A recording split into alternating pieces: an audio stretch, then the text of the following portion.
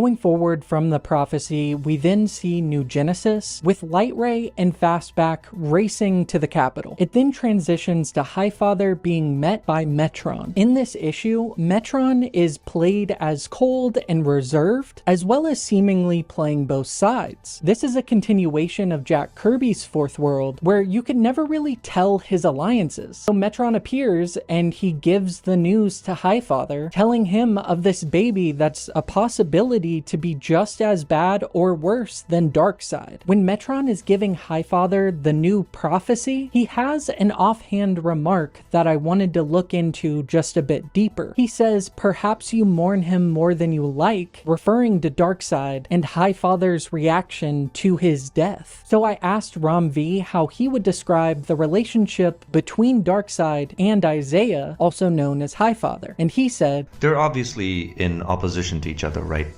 I mean, there's no questioning that.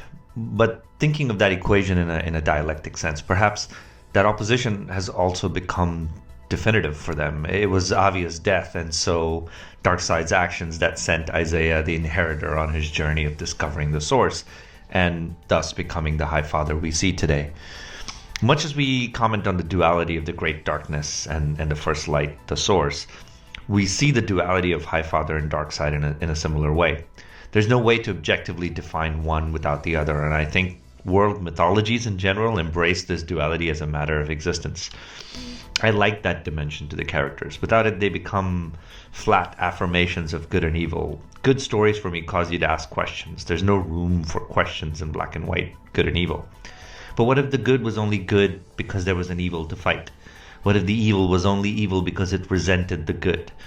These make for more interesting stories. And going back to drawing from Hindu mythology, I was always struck by how these were never black and white areas in those stories.